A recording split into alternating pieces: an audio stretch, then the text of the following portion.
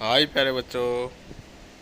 तो आज के इस वीडियो में हम कक्षा 7 का जो गणित विषय का जो वार्षिक परीक्षा का जो पेपर है उसके बारे में चर्चा करेंगे कि किस प्रकार का पेपर आने वाला है और उसका क्या सॉल्यूशन होएगा। आज सभी प्रश्नों का सॉल्यूशन हम इस वीडियो में करने वाले हैं।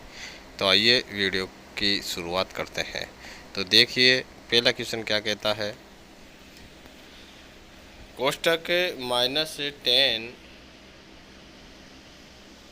माइनस कोष्टक 8 और कोष्टक का हल कीजिए। तो इसका आंसर आएगा ये आ।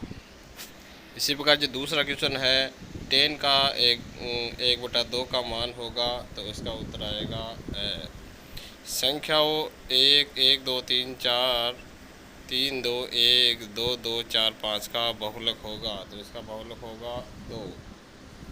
चौथा क्वेश्चन है x+2 = 7 का मान क्या होगा तो इसका मान होगा 5। दो पूरक कोणों का योग आपको बताना है तो इसका होगा 90 डिग्री। एक त्रिभुज में कितने शीट्स होते हैं तो इसका उत्तर आएगा 3 शीट्स होते हैं।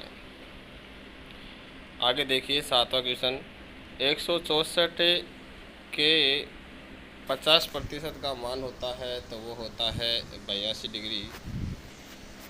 5 का योज्य प्रतिलोम होगा इसका उत्तर आएगा आ यानी -5/7। वर्ग के क्षेत्रफल का सूत्र बताना है। वर्ग के क्षेत्रफल का सूत्र आपको पता ही होगा, भुजा गुणा भुजा होता है। इसी प्रकार 10वां जो क्वेश्चन है वो है 4x - 3y व्यंजक में x के क्या गुणांक होंगे तो इसका होगा 4 गुणांक होंगे। अब देखिए रिक्त स्थान 11 से 20 क्वेश्चन। वे पद जिनमें बीजीय गुणनखंड एक जैसे हो वो पद क्या कहलाते हैं, वो पद कहलाते हैं समान पद। त्रिभुज के अंतःकोणों का योग 180 डिग्री होता है। सभी पूर्णांक और भिन्न खासतान संख्या होती है, परिमेय संख्या होती है। जिस मूल्य पर कोई वस्तु खरीदी जाती है उसे कहते हैं, उसे क्या कहते हैं, उसे क्रय मूल्य कहते हैं। जिस त्रिभुज की प्रत्येक भुजा की माप समान हो वह कहलाता है समबाहु कहलाता है। समकोण के सामने वाली भुजा को क्या कहते हैं, कर्ण कहते हैं। जिन रेखाओं को आगे बढ़ाने पर आपस में मिलती नहीं है वो क्या कहलाती है, समांतर रेखाएं कहलाती है।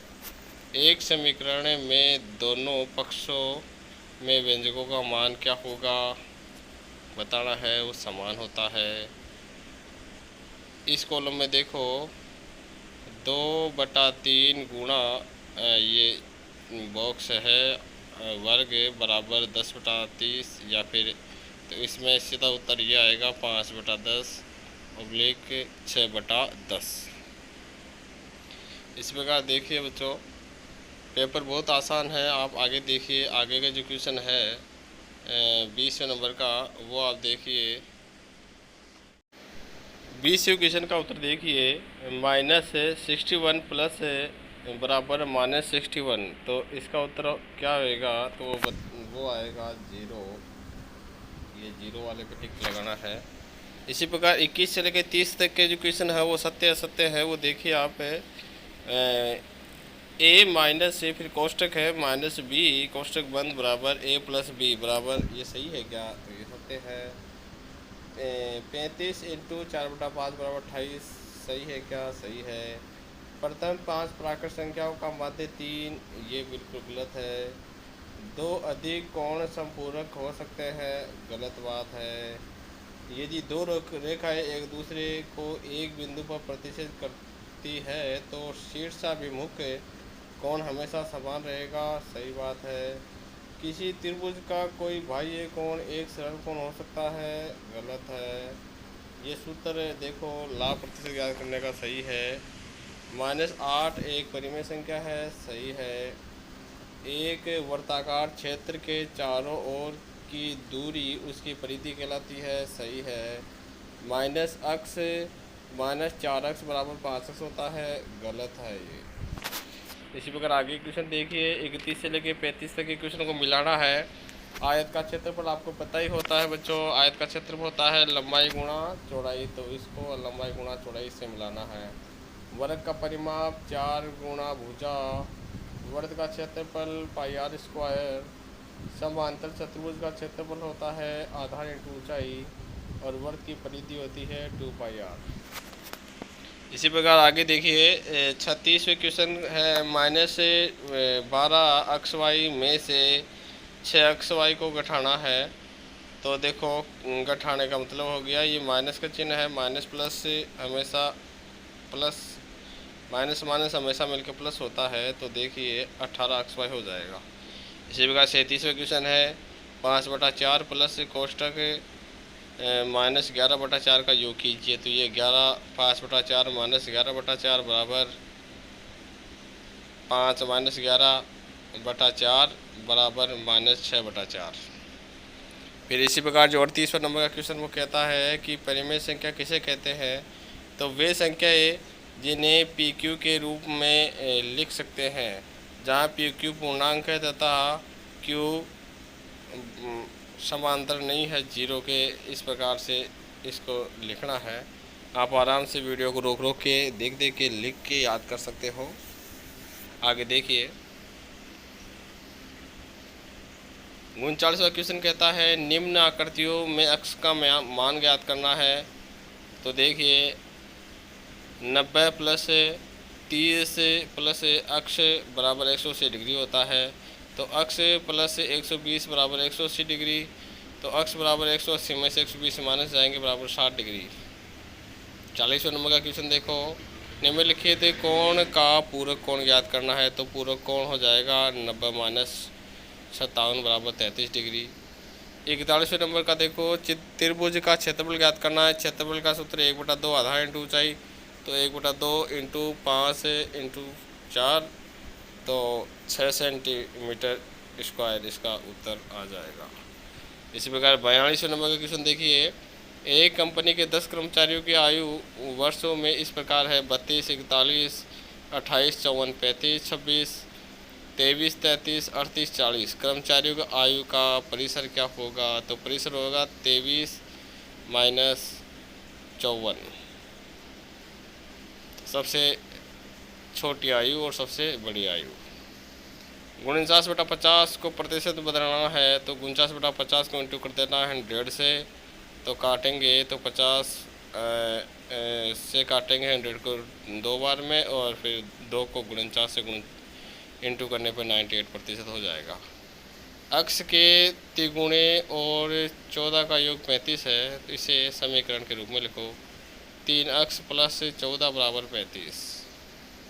फिर 45वें नंबर का क्वेश्चन है, वर्तों का 1/2 भाग छायांकित करना है। तो ये वर्त बनाए और इसका आधा भाग काट के उसको छाया कर देना है, यानी बिल्कुल पेन से भर देना है आधे भाग को।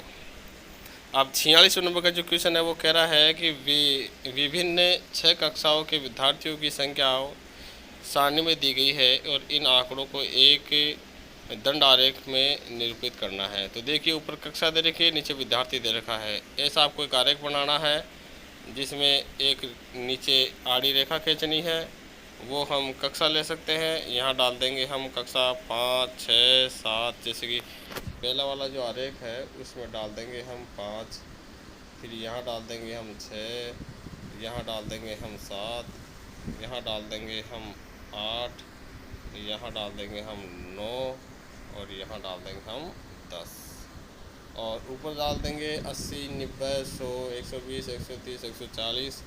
अब फिर जैसे कि विद्यार्थी 5 है, 5 का विद्यार्थी 135 पे, तो 140 और 130 के बीच में 135 है। तो इस प्रकार से हमारे को ये आरेख बना देना है। इसी प्रकार 120 का बना देना है, 95 का बना देना है। 95 देखो 100 और 90 के बीच में, तो 100 और 90 के बीच में ये आरेख हो जाएगा। इसी प्रकार ये 8वीं कक्षा का है 100 पे, तो ये 100 की स्थिति में हो जाएगा। 9वीं क्लास का 90 है, तो ये 90 की स्थिति में हो जाएगा। 10वीं क्लास का 80 है, तो ये 80 की स्थिति में आरेख बन जाएगा। तो बहुत ही आसान है। अब इसके आगे 2 क्वेश्चन और बचे हैं, वो आप देखिए, वो भी बहुत ही सरल है क्वेश्चन। अब देखिए 47वें नंबर का क्वेश्चन क्या कहता है।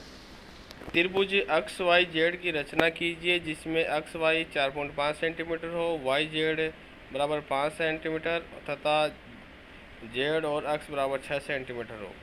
तो इस वाले क्वेश्चन की हमारे को क्या करना है कि पहले तो त्रिभुज की रचना करनी है और उसके बाद में उसकी रचना करनी है। तो सबसे पहले हम क्या करेंगे कि हम सबसे पहले अक्स और वाई एक रेखा खींचेंगे जिसकी लंबाई होएगी 4.5 सेंटीमीटर। फिर उसके अंदर हम क्या करेंगे कि उसके अंदर हम जो वाई रेखा है, वाई जो रेखा का जो बिंदु है, अंतिम बिंदु, उससे प्रकार की सहायता से 5 सेंटीमीटर का एक चाप काटेंगे ऊपर, जो कि यहाँ पर वो चाप कटेगा। उसके बाद में बिंदु अक्ष से हम 6 सेंटीमीटर का चाप काटेंगे, वो यहाँ से कट जाएगा और फिर इस त्रिभुज को ऐसे हम क्या कर देंगे, मिला देंगे। ऐसा चित्र बन जाएगा। चित्र बनने के बाद में हमारे को इसकी रचना करनी है। तो उम्मीद कर रहा हूँ आपको समझ में आ रहा है। इसी प्रकार जो ये है वर्त की परिधि 31.4 सेंटीमीटर है। तो वर्त की त्रिज्या और क्षेत्रफल ज्ञात करना है। तो ये देखिए वर्त की परिधि का सूत्र है। सबसे पहले 2 पाई आर बराबर 31.4 सेंटीमीटर है। तो आर त्रिज्या निकालने के लिए 31.4 बटा 2 पाई, फिर त्रिज्या निकालेंगे, इसको इंटू कर देंगे। 31.4 इंटू 2 इंटू पाई का मान 22/7। तो इस प्रकार से हम हल करते रहेंगे। तो 31.4 इंटू 7 बराबर 22 दूना 44 और तो बराबर हो जाएगा 4.99। फिर वर्ग का क्षेत्रफल निकाल लेंगे। क्षेत्रफल का सूत्र है ये पाई आर स्क्वायर, इसमें संख्या डाल देंगे और लास्ट में उत्तर आ जाएगा 78.25 सेंटीमीटर।